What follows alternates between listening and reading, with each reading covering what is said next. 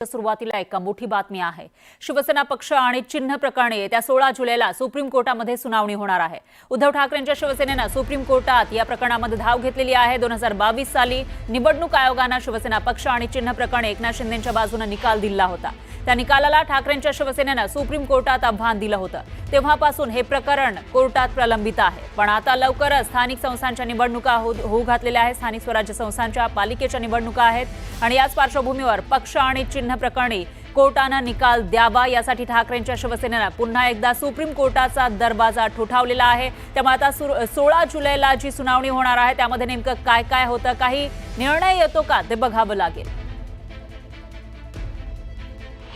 शिवसेना पक्ष आणि चिन्ह आणि राष्ट्रवादी पक्ष आणि चिन्ह हे प्रकरण 16 जुलैला सुप्रीम कोर्ट ऐकेल आणि त्याच्यावर पुढचे निर्देश दिले जातील। उद्धव ठाकरेंची ही अपेक्षा आहे की जसं राष्ट्रवादीच्या प्रकरणामध्ये अजितदादांना काही निर्देश देण्यात आले की तुम्ही मजकूर वापरा आणि लिहा की हे टेम्पररी आहे आणि सुप्रीम कोर्टाचा जो फायनल आदेश असेल त्याच्यावर पक्ष आणि चिन्ह ठरवलं जाईल। त्याच पद्धतीने उद्धव ठाकरेंना अपेक्षा आहे की त्यांच्या प्रकरणात पण असे निर्देश दिले जातील। शिवसेना हे नाव आणि धनुष्यबाण या चिन्हाबद्दल जो निर्णय दिला तो चुकीचा आहे की बरोबर आहे याबद्दलची सुनावणी होईल।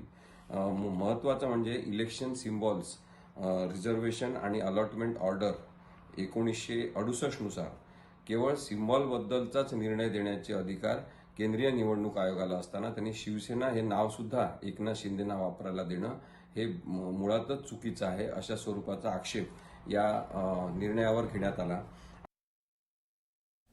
तर त्रिभाषा धोरणाबाबतचा GR सरकारने रद्द केल्यानंतर आता 5 जुलैला शिवसेना युबीटी आणि मनसे विजयी मेळावा घेणार आहेत। मुंबईतल्या वरळी डोम इथं हा भव्य मेळावा होणार आहे। या मेळाव्याच्या तयारीची पाहणी करण्यासाठी मनसे आणि शिवसेना युबीटीच्या नेत्यांनी वरळी डोमची पाहणी केली आहे। 5 जुलैला होणाऱ्या विजयी मेळाव्याच्या अनुषंगाने दोन्ही पक्षाच्या नेत्यांनी ही पाहणी केली।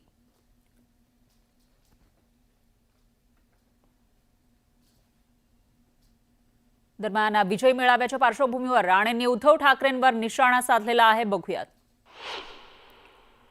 विजयोत्सव साजरा करणारा मला वाटत त्रिभाषिक हा प्रस्ताव मुख्यमंत्री उद्धव ठाकरे असताना त्यांनी तर मंजूर केला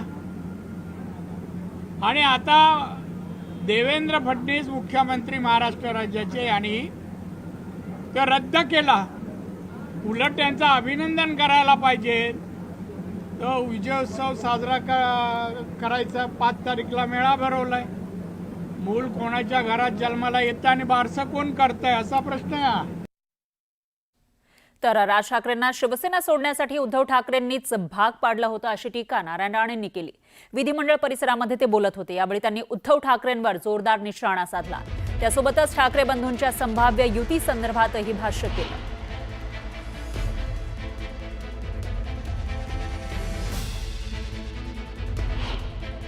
जे आता जे दोन भाऊ एकत्र येतात यावं भाव एकत्र कुटुंबाबद्दल मला काय म्हणायचं नाही, पण याला बाहेर जायला प्रवृत्तच केलं उद्धव ठाकरेंनी। आणि आता मात्र ज्या प्रकारे जाहिराती आणि एक वातावरण आणि आता उद्या विजयोत्सव साजरा करणारा मनसे देखील आता आरोप करत आहे की दोन भाऊ एकत्र येतात त्यामुळे मराठीची ताकद जी आहे ती महाराष्ट्रात दिसणार आहे। त्यामुळे राज्य सरकार जे आहे ते घाबरलं आणि म्हणूनच GR मागे घेतला। कोण घाबरलंय? आरोप करतात राज्य सरकार स्वतःच म्हणायचं घाबरलंय का? घाबरून एकत्र येतात दोन भाऊ, थंडी लागते एकत्र येतात तसे येतात घाबरून। हे ना कोण घाबरत नाही हो। कोणी दोघांनी कोणाला कधी कानफडत मारलाय का? आम्हाला काय फरक पडतो हे कोण तेच सांगतात ना। कशाला महत्व स्वतःच घेतो? कोणाला काय पडलं नाहीये। दोन भाव एकत्र या आणि अजून काय करा म्हणा। त्या भावाला म्हणा उद्धवला मातोश्रीचा एक भाग देतोस का? एवढं प्रेम होतू जाते तर ते म्हणतात ते खोटं बोलतात पण रेटून बोलतात, त्यांना सवय झाली आहे राजकारण करायला। हा उद्धव ठाकरेला ना, मी तेच म्हणतो उद्धव ठाकरेला।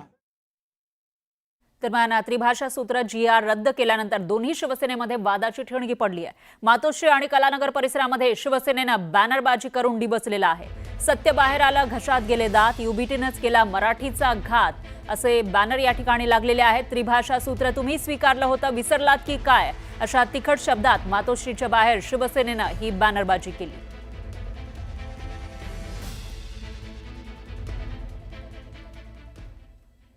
तर नवी मुंबईमधील ऐरोली सेक्टर 3च्या रेल्वे स्टेशनच्या परिसरामध्ये लावण्यात आलेल्या बॅनरवर सुप्रसिद्ध हिंदी चित्रपट शोले मधील डायलॉग छापण्यात आलेत.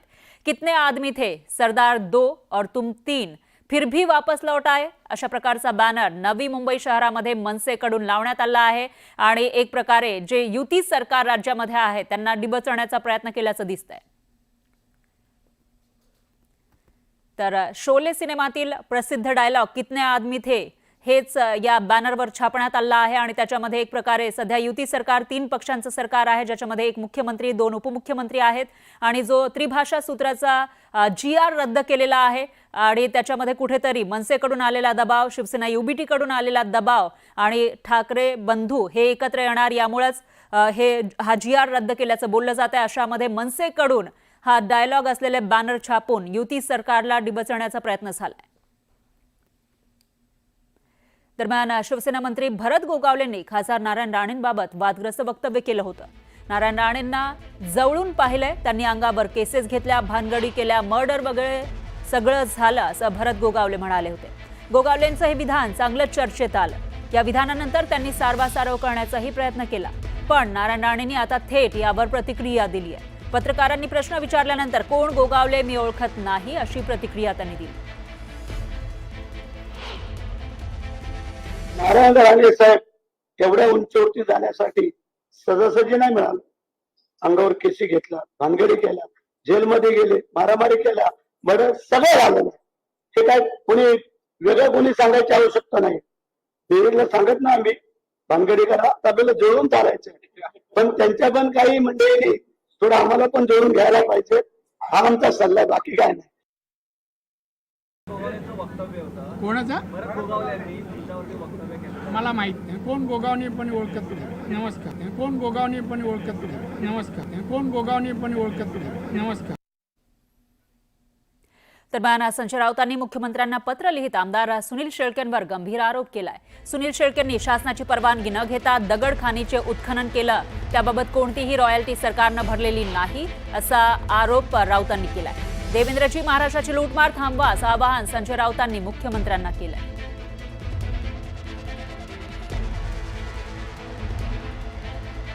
संजय राऊत यांनी पत्र लिहिलेलं आहे मुख्यमंत्र्यांना आणि सुनील शेळके यांच्यावर गंभीर आरोप केला आहे. हजारो कोटींची रॉयल्टी बुडवली असा आरोप राऊतांनी केला. आणि हे जे मावळचे आमदार आहे सुनील शेळके, त्यांनी हजारो कोटीची रॉयल्टी MIDCच्या जमिनीवरती खाण उद्योग सुरू करून बेकायदेशीरपणे हजारो कोटीची रॉयल्टी सरकारची बुडवली. त्याबाबत सविस्तर तपशील मी त्यांना पाठवलेला आहे पुराव्यासह. आतापर्यंत मी देवेंद्र फडणवीस यांना त्यांच्या मंत्रिमंडळातील आणि त्यांना समर्थन देणारे मंत्री आमदारांची 21 प्रकरणं भ्रष्टाचाराची पाठवलेली आहेत. पूर्ण 50 झाली का मी पत्रकार परिषद केली. एकाही पत्राची त्यांनी पोच दिली नाही, काय कारवाई करतो सांगितलेलं नाही.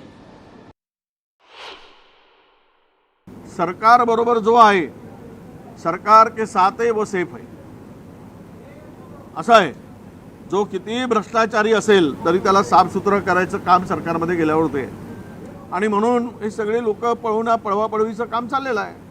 तुम्हाला अनेक किती लोक, शेळकेंचंच काय, राज्याला लुटण्याचं काम सुरू आहे, राज्य लुटून खाण्याचं काम सुरू आहे आणि जो सत्तेमध्ये आहे, सत्तेच्या बरोबर आहे, त्याला लुटण्याची मुभा आहे. त्याच्यावर कुठलीही कारवाई सरकार करू शकत नाही, कारण सगळेच चोर बसल्यावर कुणावर कारवाई करायची हा प्रश्न.